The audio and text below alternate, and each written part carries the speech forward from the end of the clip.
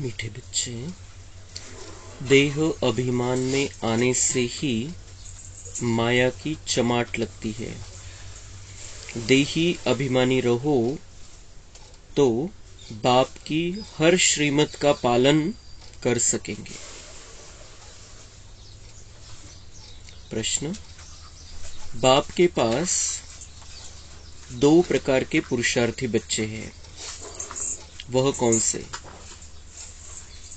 उत्तर, एक बच्चे हैं जो बाप से वर्षा लेने का पूरा पुरुषार्थ करते हैं, हर कदम पर बाप की राय लेते हैं। दूसरे फिर ऐसे भी बच्चे हैं जो बाप को फारकती देने का पुरुषार्थ करते हैं। कोई है जो दुख से छूटने के लिए बाप को बहुत बहुत याद करते हैं। कोई फिर दुख में फंसना चाहते हैं। यह भी वंडर है ना। ओम शांति। बच्चों को परिचय मिला हुआ है। जानते हैं अभी हम बेहद के माता पिता की संतान बने हैं। जरूर मनुष्य सृष्टि का रचयिता माता पिता होगा,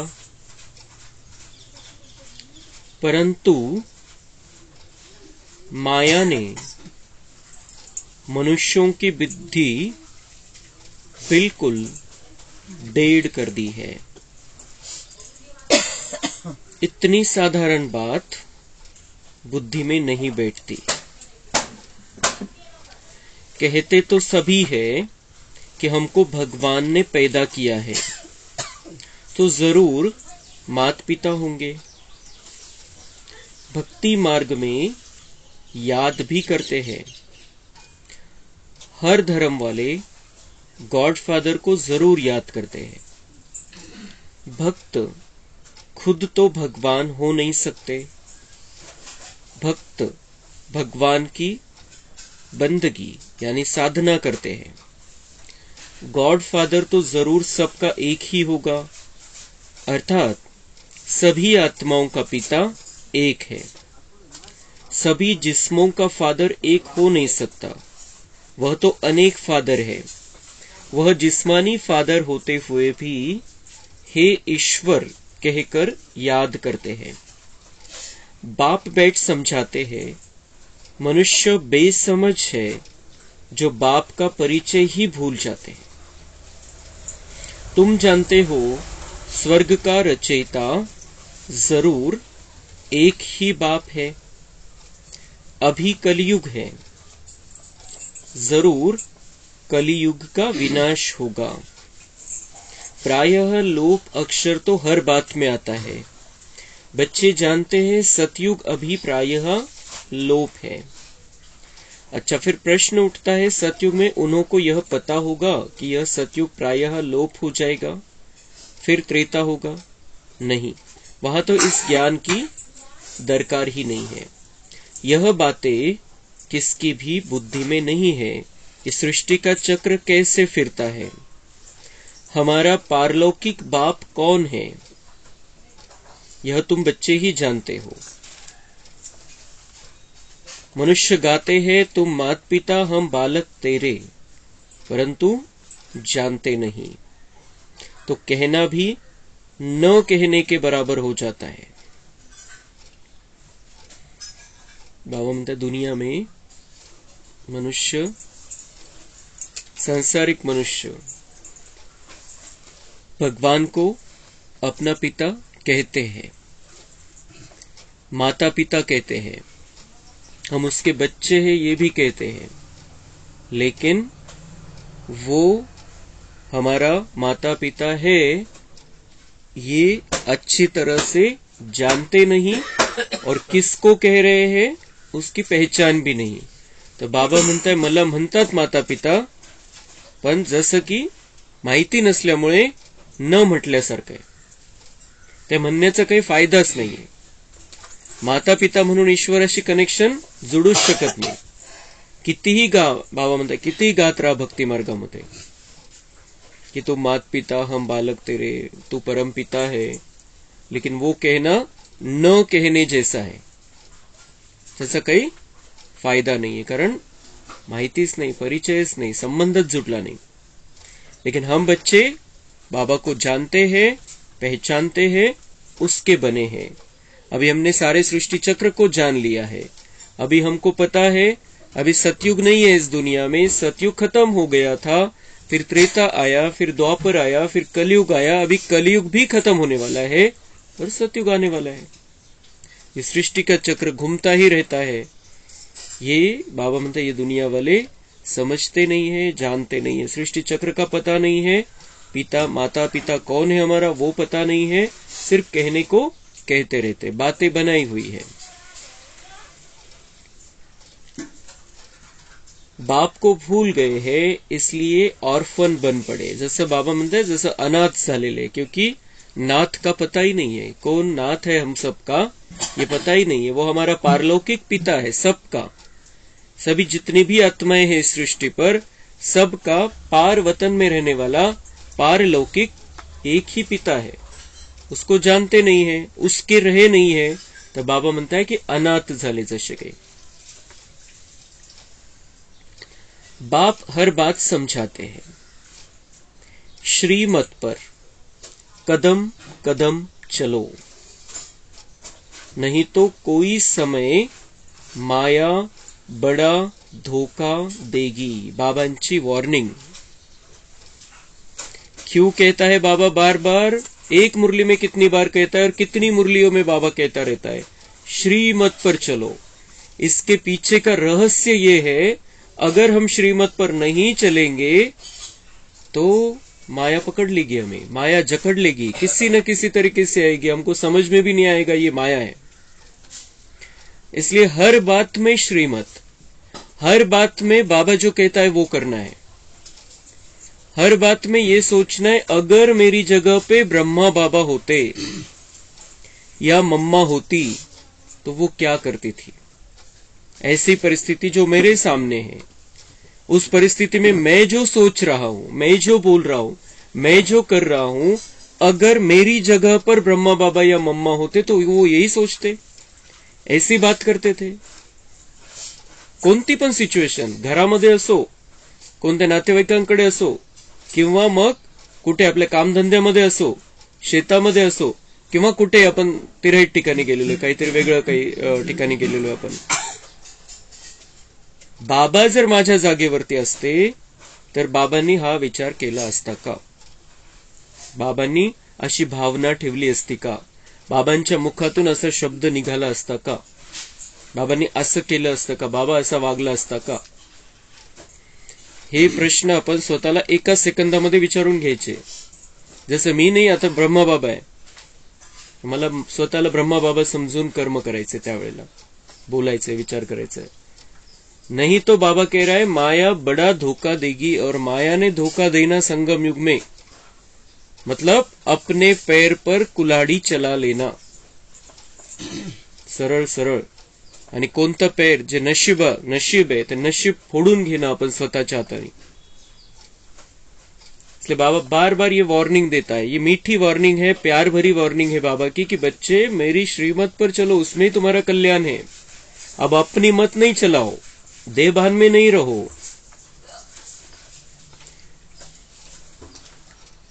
माया है ही धोखेबाज. उसने धोखा ही दिया है हमको द्वापर से. इन विकारों ने हमको धोखा दिया है. असं आपल्याला वाटलं की हे आपले साथीदार आहे, आणि आले कोण होते ते विकार? दुश्मन आपले. हम धोखे में आ गए, हमने उनको अपना दोस्त समझ लिया और उनकी मदद लेते रहे, लेकिन वो दुश्मन है हमारे. उन्होंने हमें मदद किस तरीके से की? उल्टी मदद की. हमसे विकर्म कराए, पाप कर्म बनाए हमारे, और वो पाप कर्म लेके हम घूम रहे हैं, उसका बोझा.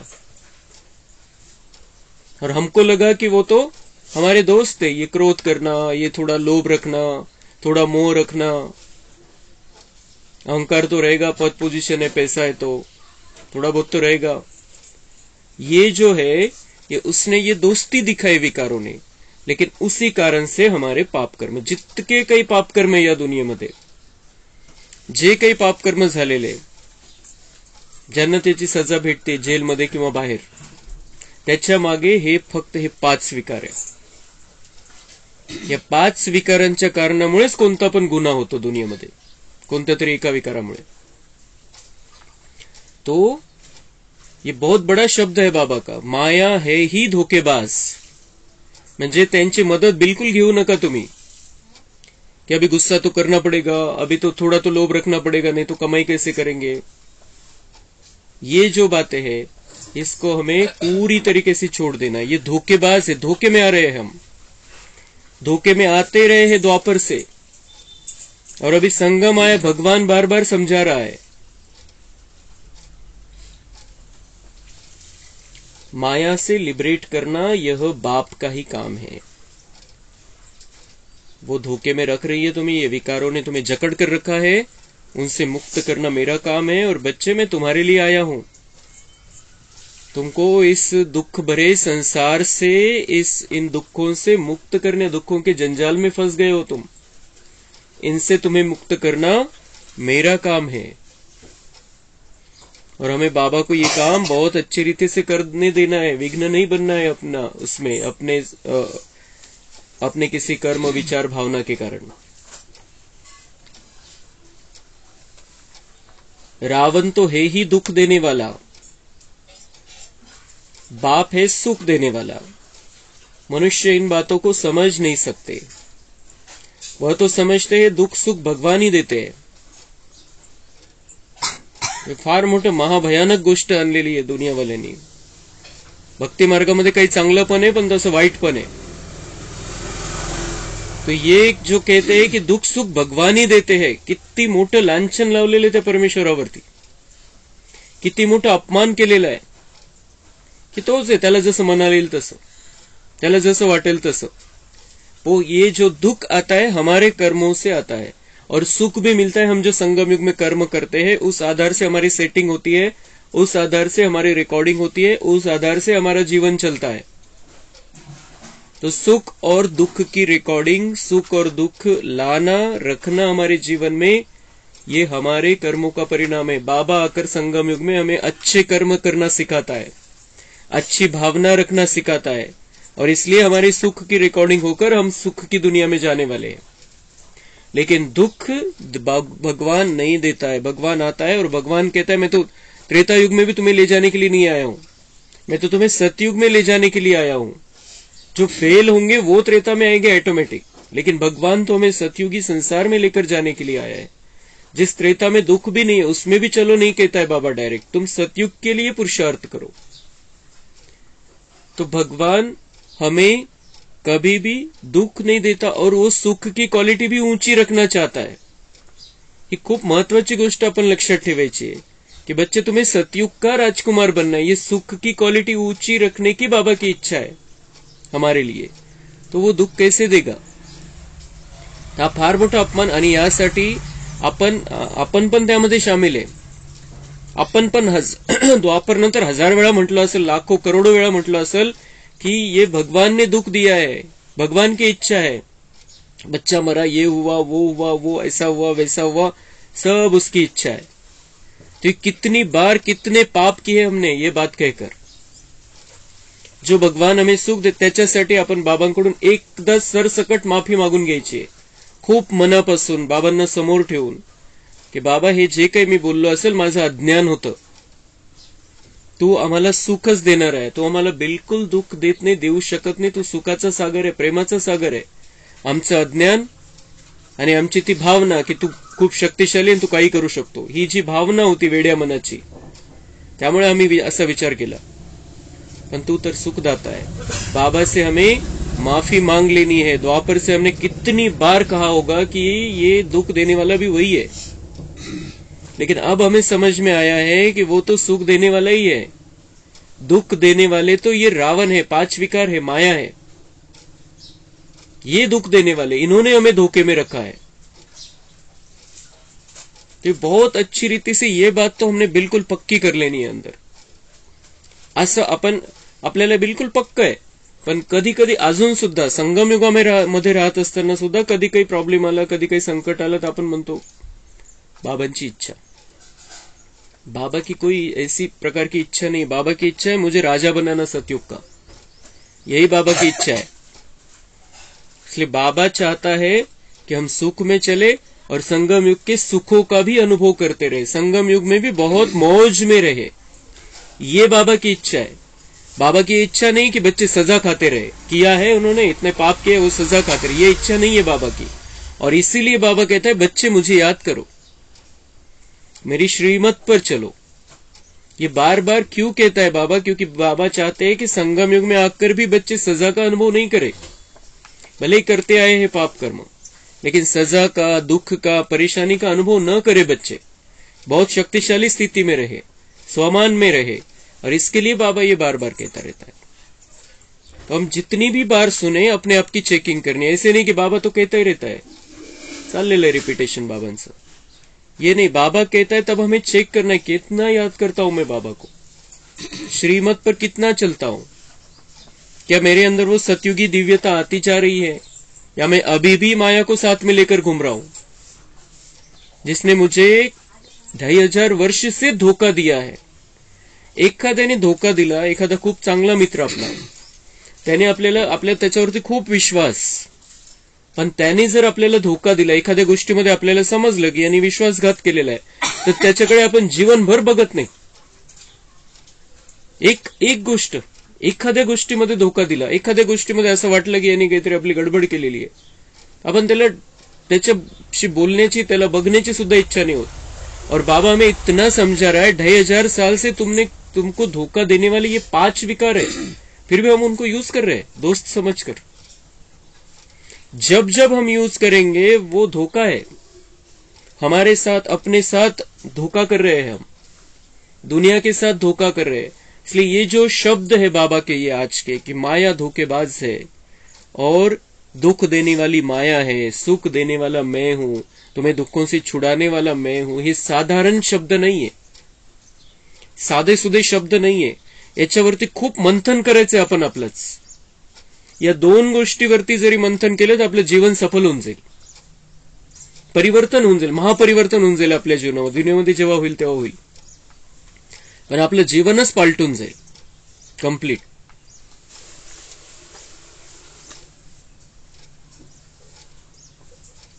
बाप समझाते हैं मनुष्य दुखी बनने के लिए शादियों में कितना खर्चा करते हैं. दुखी बनने, बाबा का अलग ही पॉइंट, बाबा रमणीकता से हमें सारी बातें समझाते हैं. दुखी बनने के लिए शादियों में कितना खर्चा करते हैं. जो पवित्र पौधे हैं उनको अपवित्र बनाने का पुरुषार्थ किया जाता है. शादी म्हणजे पवित्रतेमधून अपवित्रतेकडे एंट्री. पवित्र जीवन था, कुमार कुमारी जीवन, और फिर शादी हो गई तो अपवित्र जीवन हो जाता है, अशुद्ध जीवन हो जाता है. और उसके लिए बाबा कह रहा है कि ये जीवन को पवित्र से अपवित्रता की ओर ले जाने के लिए शादियों में कितना खर्चा करते, कितना खर्चा करते. किसके लिए कर रहे हैं? पवित्र को अपवित्र बनाने के लिए. यह भी तुम समझ सकते हो, दुनिया नहीं समझती. यह विषय सागर में डूबने के लिए कितनी सेरेमनी करते हैं. बाबा म्हणतात किती मोठा समारंभ करतात, विवाह समारंभ. किसके लिए? विषय सागर में डूबने के लिए, विकारामध्ये प्रवेश करण्याचं सर्टिफिकेट, लग्न म्हणजे. तो उसके लिए बाबा म्हणताय किती मोठा समारंभ करतात, कितना खर्चा करते हैं शादी में. उनको यह पता नहीं है कि सतयुग में यह विकार होता नहीं. वह है ही क्षीर सागर, इसको विषय सागर कहा जाता है. वह है संपूर्ण निर्विकारी दुनिया. हमें जिस दुनिया में जाना है उस दुनिया में संसार है, शादी होती है लेकिन विकार नहीं है. फल त्रेता में 2 कला कम हो जाती है, तो भी उनको निर्विकारी दुनिया कहा जाता है। त्रेता युगामध्ये पण विकार नहीं है, संसार है लेकिन घर में संसार में विकार नहीं है, वहां विकार हो नहीं सकते, क्योंकि रावण का राज्य द्वापर से ही शुरू होता है। ज्ञान सागर और अज्ञान सागर, अज्ञान का भी सागर है ना, बाबा ज्ञान का सागर है, तो हम रावण को कह सकते वो अज्ञान का सागर है। मनुष्य कितने अज्ञानी है, तो मनुष्य कितने अज्ञानी है, रावणता आ गई है, मनुष्यों में रावणता आ गई है, मनुष्य विकारी बन गया है, तो इसका मतलब अज्ञान है, रावणपना आ गया है। बाप को भी नहीं जानते, सिर्फ कहते रहते यह करने से भगवान मिलेगा, मिलता कुछ भी नहीं है।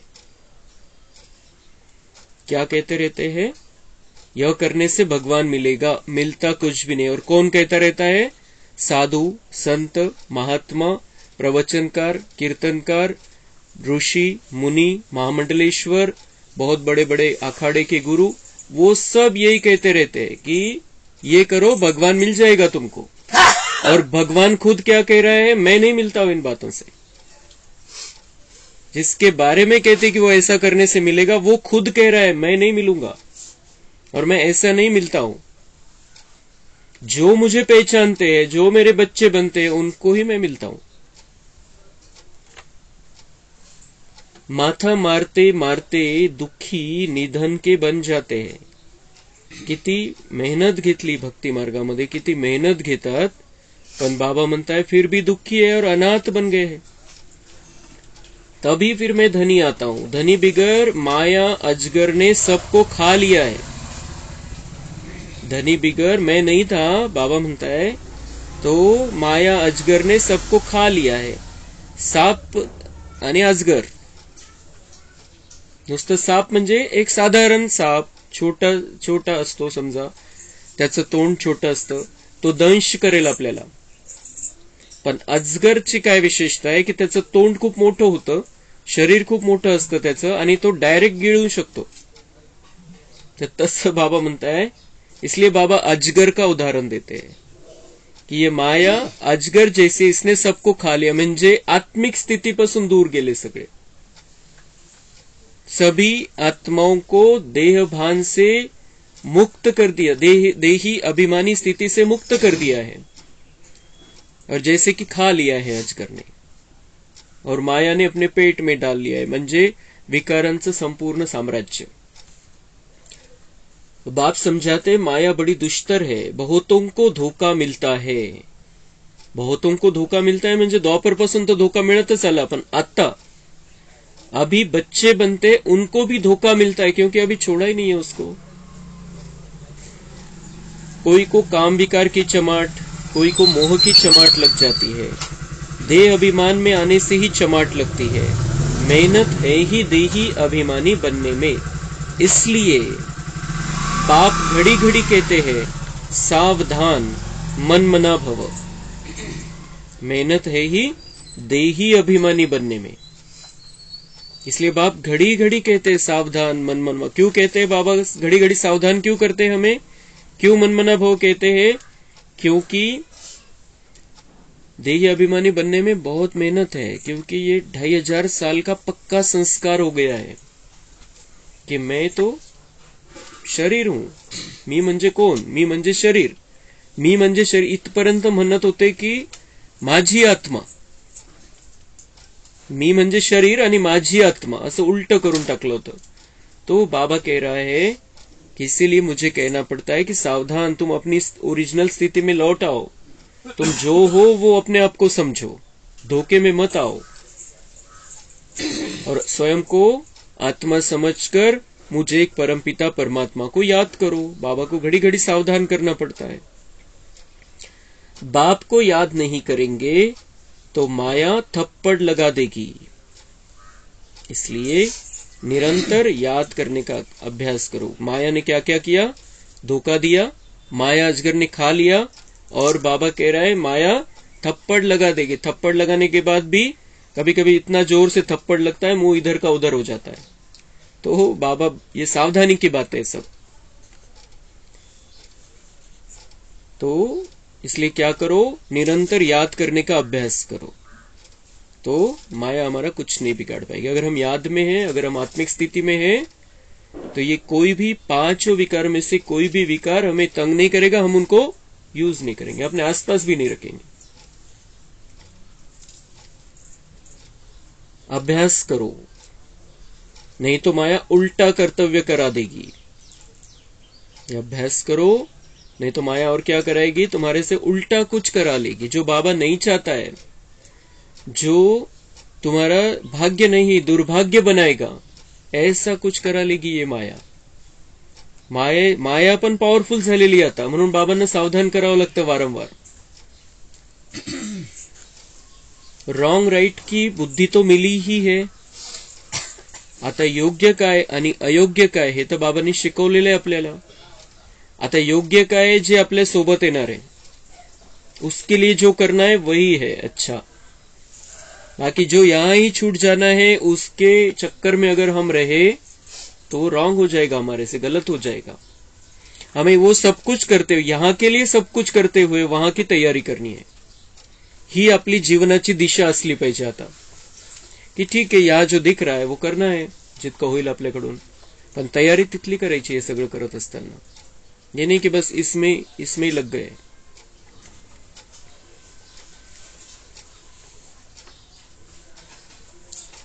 विनाश के लिए कितनी इन्वेंशन करते हैं, परंतु उनको यह पता नहीं पड़ता, इसलिए उनको बहुत चित्र आदि भेजने पड़े। और ये विनाश की तैयारी करने वालों को भी विदेश में या देश में, उनको भी ये चित्र भेजो, जिससे उन्हें ज्ञान समझ में आएगा, तो उनको भी पता पड़ेगा, आखिरीन समझेंगे यह चीज तो बड़ी अच्छी है, इन पर लिखा हुआ है गॉड फादरली गिफ्ट। जे चित्र आपण भेट देतो ते काय म्हणून देतो, की ये ईश्वर की तरफ से आपको सौगात है, ईश्वराची भेट है तुम्हाला। तो बाबा म्हणते इन चित्रों को देखकर वो विनाश वाले भी आखिर में समझ जाएंगे कि ये तो बहुत अच्छी चीज है, और जब आफत का समय होगा तो आवाज निकलेगा, फिर समझेंगे बरोबर यह हमको मिला था। तेव्हा त्यांना हे आठवेल की यांनी आपल्याला हे काहीतरी दिलं होतं, आणि तसं काहीतरी आता यांनी जे सांगितलं होतं त्यानुसार आता समोर दिसतंय सगळं, तो कुछ न कुछ कना दाना तो मिल जाएगा अगर जागृति आएगी उनमें थोड़ी भी। तो इन चित्रों से बहुत काम निकलेगा, तो हमें जब मौका मिले, जिसको भी हम दे सकते हैं बाबा के ज्ञान के चित्र या बाबा का चित्र, हमें उनको गिफ्ट में देना है। दूसरा कोई गिफ्ट देने की जरूरत नहीं है, लेकिन ये ईश्वरीय सौगात अभी हमें सबको देने की जरूरत है, तो उन्हें अभी भी काम में आएगी, और बाद में अंत समय जब चारों तरफ हाहाकार होगा तो कुछ तो आधार होगा उनके पास। बाप को बेचारे जानते ही नहीं है, सुखदाता तो वह एक ही बाप है, सब उनको याद करते, चित्रों से अच्छी रीति समझ सकते हैं।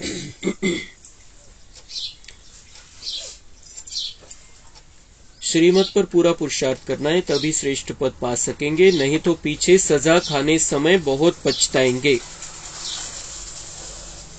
बाबा आज सारा कुछ हमें ये पिता, शिक्षक और सदगुरु तीनों रूप में ये सारी बातें समझा रहा है, तीनों रूपों में, कि अभी बहुत अच्छा पुरुषार्थ करो तब तुम्हें श्रेष्ठ पद मिलेगा, अगर नहीं पुरुषार्थ किया तो पीछे सजा खानी है, और सजा खाने के समय पछतावा भी बहुत होगा, खूप पश्चाताप होईल। सजा तर मिळेल ती एकीकडे, सजा तर मिळेल, त्याचं तर दुःख आहे भयानक, पण त्याच्यासोबत पश्चातापाचं पण दुःख राहील कि मैं बहुत कुछ कर सकता था, मैंने नहीं किया। जो बाबा मुरली चलाता था, बाबा ने इतना समझाया मुझे, मैंने नहीं किया। जो कर सकता था मैं, करना चाहिए था मुझे। बाबा ने सारा वैसा माहौल भी दिया था, वातावरण भी दिया था, समय भी दिया था, नहीं किया मैंने। तो वो पश्चाताप की आग, उसमें नहीं जलना है हमें, और सजाओं से भी मुक्त हो जाना है। दोन्ही गोष्टीपासून आपल्याला दूर राहायचंय। तर त्याच्यासाठीच बाबा इतकं आपल्याला समजवतो, इतके प्रेमाने जे समजवतो आपल्याला, इतनी प्यार भरी बातें सुनाता है, तो उसके पीछे का राज यही है कि बाबा चाहता है कि बच्चों को बिल्कुल भी दुख न मिले, बाद में भी न मिले और यहां पर इस अंतिम समय में भी दुख न मिले। यह बाप भी है तो धर्मराज भी है। पतित दुनिया में आकर बच्चों को 21 जन्मों के लिए स्वराज्य देता हूं। अगर फिर कोई विनाशकारी कर्तव्य किया तो पूरी सजा खाएंगे। ऐसे नहीं, जो होगा वह देखा जाएगा। दूसरे जन्म का कौन बैठ विचार करे। तो ये भी ऐसे भी कोई कोई बाबा के बच्चे हैं कि ठीक है, चल रहे, बाबा कहता है सम चल रहा आहे सब कुछ, आणि पुढच्या जन्माचं कोणी बघितलं, हा पण विषय काही काही बच्चांच्या मनामध्ये येतो। पुढचं कोणी बघितलं, चलो ठीक है अभी कर लेते, बाबा जैसा कह रहा है, या हम चलो अभी मुरली सुन लेते हैं, अभी ये कर लेते वो कर लेते। पुढचं कोणी बघितलं, पुढचं बाबांनी बघितलेलं आहे आपलं। बाबा को पता है हमारे अंदर बहुत कैपेसिटी है, बहुत क्वालिटी है हमारे अंदर कि हम दुनिया पर राज कर सकते हैं, हम इतने सुख में रह सकते हैं, इतना सुखी जीवन हमें प्राप्त होने वाला है। ये बाबा ने हमारा भविष्य देखा हुआ है। उसके लिए सिर्फ बाबा कहता है कि वो है, लेकिन तुम्हें पुरुषार्थ करना पड़ेगा वहां तक पहुंचने के लिए। और कोई कोई बच्चे जो कमजोर पुरुषार्थी है वो सोचते अगला कौन बैठ विचार करे, बघू जे होईल, ड्रामा आहे। क्या ड्राम्याचं ज्ञान उलट्या पद्धतीने घेतलं। मग बाबा भक्ती मार्गातलं उदाहरण देत आहे की मनुष्य दान पुण्य भी दूसरे जन्म के लिए करते हैं। का बरं करतात दान पुण्य? की आपल्याला याचं फळ भेटेल, पुढच्या जन्मामध्ये आपलं काहीतरी चांगलं होईल। ही भावना तर भक्ती मार्गामध्ये, अज्ञानामध्ये पण ती भावना है। तुम अभी जो करते हो वह 21 जन्मों के लिए, और वह जो कुछ करते हैं अल्पकाल के लिए। अभी हम जो कुछ भी करेंगे वो तो उनका एक जन्म का रहता है हिसाब, मिलता भी एक जन्म के लिए कुछ ना कुछ मिल जाता है भक्ति में जो करते हैं। और उनकी भावना भी रहती है कि अगले जन्म में कुछ अच्छा हो जाएगा इसके बदले में। लेकिन हमें पता है कि हम जो कुछ भी अभी करेंगे 21 जन्मों की रिकॉर्डिंग हो रही, मतलब आधे कल्प की रिकॉर्डिंग हो रही है। पूरा कल्प है 5000 साल का, और 2500 साल का भाग्य हम यहां बना सकते हैं, सीधा सीधा डायरेक्ट। तो इसलिए अगला किसने देखा है? अगर हम द्वापर से सोचते थे कि हमें गलत कर्म नहीं करने, तो ये आज के दिन भी नहीं देखते थे हम फिर दुख के। अगला किसने देखा है? जर आपण हा विचार करून चांगलेच कर्म केले असते की मी जे काही करतोय त्याचं फळ मला भविष्यात मिळणार आहे, तर आपल्याकडून चूकच झाली नसती, पापच झालं नसतं आपल्याकडून काही। लेकिन ऐसा भी हमने सोचा होगा, आता करून घ्या काय करायचंय, अगलं पुढचं कोणी बघितलं तर, म्हणून मग आपण हे जीवन बघतो आताच। इसलिए आगे पछताना न पड़े हमें। इसलिए बाबा कहता है कि अभी मैं जो कहता हूं वो पुरुषार्थ अच्छी रीति से कर लो। तुमको तो एवजा फिर भी नर्क में ही मिलेगा, तुमको तो स्वर्ग में एवजा मिलना है। रात दिन का फर्क है। तुम स्वर्ग में 21 जन्मों के लिए प्रारब्ध पाते हो। हर बात में श्रीमत पर चलने से बेड़ा पार है। बाप कहते हैं तुम बच्चों को नैनों पर बिठाकर बड़े आराम से ले जाता हूं। तुमने बहुत दुख उठाए हैं, जाऊन आता मला तुम्हाला आरामात घरी घेऊन जायचंय।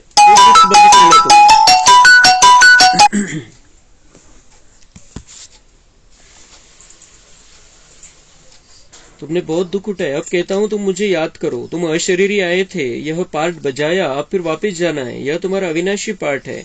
इन बातों को कोई भी साइंस घमंडी समझ नहीं सकते। आत्मा इतना छोटा स्टार है, उनमें अविनाशी पार्ट सदैव के लिए भरा हुआ है, यह कभी समाप्त नहीं होता। बाप भी कहते हैं मैं भी तो क्रिएटर और एक्टर हूँ, मैं कल्प कल्प आता हूँ पार्ट बजाने। कहते हैं परमात्मा मन बुद्धि सहित चैतन्य नॉलेजफुल है, लेकिन क्या चीज है यह कोई नहीं जानते। जैसे तुम आत्मा स्टार मिसल हो, मैं भी स्टार हूँ। भक्ति मार्ग में भी मुझे याद करते हैं क्योंकि दुखी है। मैं आकर तुम बच्चों को अपने साथ ले जाता हूँ। मैं भी पंडा हूँ, मैं परमात्मा तुम आत्माओं को ले जाता हूँ। आत्मा मच्छर से भी छोटी है, यह समझ भी तुम बच्चों को अभी मिलती है। कितना अच्छी रीति समझाते हैं। बाप कहते हैं तुमको विश्व का मालिक बनाता हूँ, बाकी दिव्य दृष्टि की चाबी मैं अपने पास ही रखता हूँ, यह किसी को नहीं देता हूँ। यह भक्ति मार्ग में मेरे ही काम में आती है। बाप कहते हैं मैं तुमको पावन पूज्य बनाता हूँ, माया पतित पुजारी बनाती है।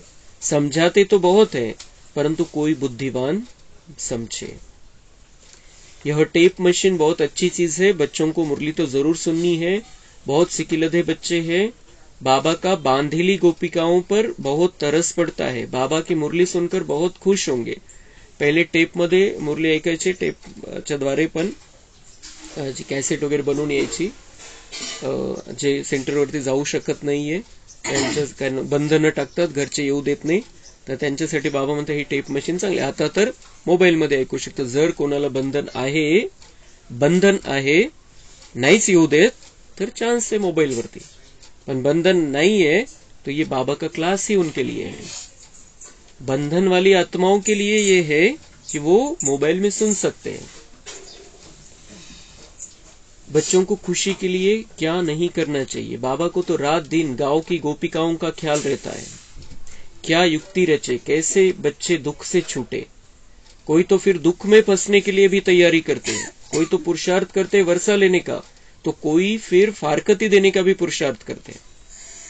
तो मेरे बच्चे, बाबा म्हणता है मेरे बच्चों में अलग अलग क्वालिटी के बच्चे जो मेरे बच्चे बनते हैं, उनमें कोई बच्चे तो ऐसे हैं जो दुख से छूटने के लिए तैयारी करते हैं, और कोई बच्चे ऐसे हैं कि दुख में फंसने के लिए तैयार. दुख में फंसने के लिए तैयारी म्हणजे आत्म अभिमानी स्थिती नाही राहिली, बाबांना चांगल्या प्रकारे ओळखलं नाही, पुरुषार्थ नाही, तर मग दुःखामध्येच फसणार.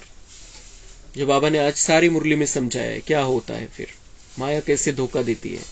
तो वो पुरुषार्थ, ऐसे पुरुषार्थ भी करते हैं बच्चे कि बाबा को अच्छी रीति से नहीं पहचानते हैं, बाबा को अच्छी रीति से चल रहा है, पुरुषार्थ उस तरीके का नहीं है और आत्माभिमानी स्थिति नहीं है, तो फिर माया अजगर उनको खा लेती, फिर दिखाई नहीं देते. दुनिया तो आजकल बहुत खराब है. कोई बच्चे तो बाप को मारने में भी देरी नहीं करते हैं. बेहद का बाप कितना अच्छी रीति समझाते हैं, मैं बच्चों को इतना धन दूंगा जो यह कभी दुखी नहीं होंगे. तो बच्चों को भी इतना रहमदिल बनना चाहिए कि सबको सुख का रास्ता बताए. तो अभी हमको ये रास्ता पता चला है, बाबा हमको धन धान्य से संपन्न करने वाला है, सब कुछ होगा हमारे पास, किसी बात की कमी नहीं होगी, इतना सुंदर जीवन बाबा हमें देने वाला है, तो हमें भी ये सबको ये सुख का रास्ता बताना है. जबरदस्ती नाही, रस्ता दाखवायचा आहे. फक्त येणं न येणं हे प्रत्येकाचं आपलं भाग्य आहे. पण आणि जबरदस्ती आपण कोणाला इथं आणू पण शकत नाही. हर एक के अपना भाग्य है, अपना अपना रिकॉर्डिंग है, लेकिन रास्ता बताना हमारा कर्तव्य है. आजकल तो सभी दुख देते हैं, बाकी टीचर कभी दुख का रास्ता नहीं बताए. ये सुख का रास्ता है, हमें बाबा बताता है, हमें सबको बताना है. बाबा हमें दुख का रास्ता, बाबा टीचर है, हमें मार्गदर्शन करता है. दुख का रास्ता क्यों बताएगा वो. जैसे टीचर यही चाहता है कि उसके विद्यार्थी अच्छे बने, बड़े बने, वैसे बाबा भी हमारा टीचर है, तो बाबा भी चाहता है कि ये बच्चे कहीं भरकट न जाए, कहीं भी उनका गलत रास्ता न पकड़ ले.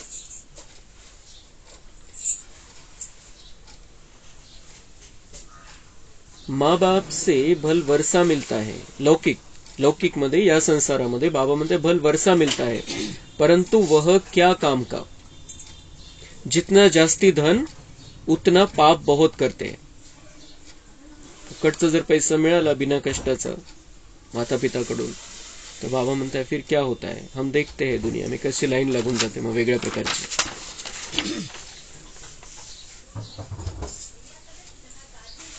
बाप समझाते हैं देही अभिमानी बनो, मैं आत्मा हूँ, बाबा आप ज्ञान के सागर हो, बस बाबा आपकी राय पर ही चलूंगा. कदम कदम पर बड़ी सावधानी चाहिए, भूले तो होती रहती है, फिर पुरुषार्थ करना पड़ता है.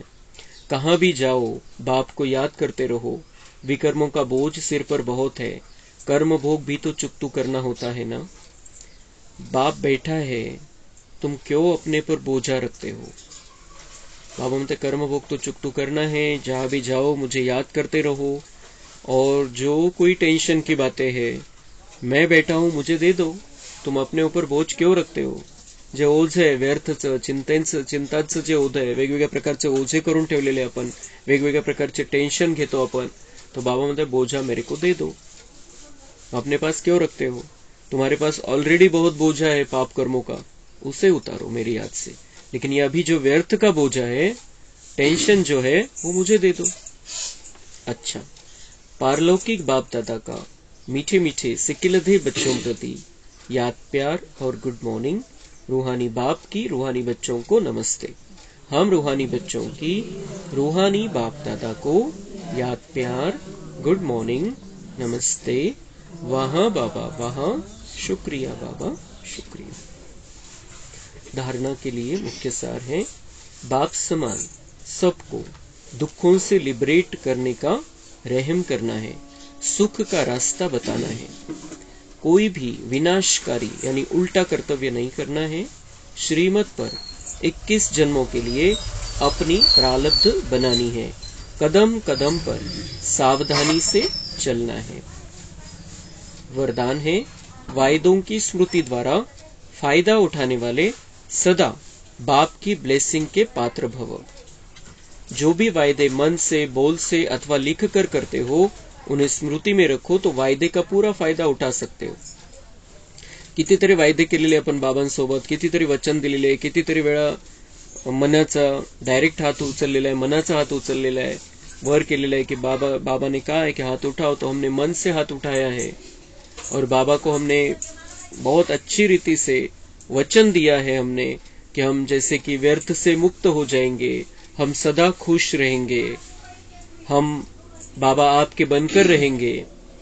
तो ये जो वायदे हैं उनका अगर फायदा उठाना है तो बाबा कह रहे हैं उन्हें स्मृती में रखो, वचन दिलेले हे आठवण ठेवा कायम, म्हणजे त्याच्यावरती तुम्ही चालाल आणि त्याचा फायदा मिळेल तुम्हाला।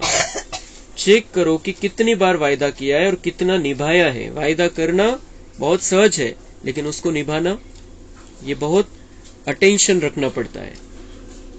वायदा और फायदा इन दोनों का बैलेंस रहे तो वरदाता बाप द्वारा ब्लेसिंग मिलती रहेगी। वायदा और फायदा, वायदा किया है उसका फायदा उठाना है, ये अगर ये दोनों बातों का बैलेंस रहेगा, स्मृति में रहेगा कि हमने बाबा को वचन दिया है, तर बाबा म्हणते वरदान मिळेल, माझं वरदान तुम्हाला ऑटोमॅटिक मिळत राहील तुमचा तो वायदा पूर्ण करण्यासाठी। जैसे संकल्प श्रेष्ठ करते हो ऐसे कर्म भी श्रेष्ठ हो तो सफलता मूर्त बन जाएंगे।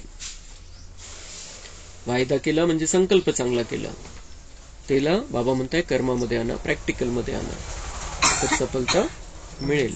त्याच्यामध्ये जे करायचंय, जे करायचं ठरवलेलं आहे, ज्याचं वचन दिलेलं आहे, त्याच्यामध्ये सफलता मिळेल केव्हा, जेव्हा आपण त्याला प्रॅक्टिकल मध्ये करतोय, तर बाबांकडून ताकद मिळेल ते पुढे अजून करण्यासाठी, व्यवस्थित करण्यासाठी। स्लोगन, स्वयं को ऐसा दिव्य आईना बनाओ जिसमें बाप ही दिखाई दे, तब कहेंगे सच्ची सेवा।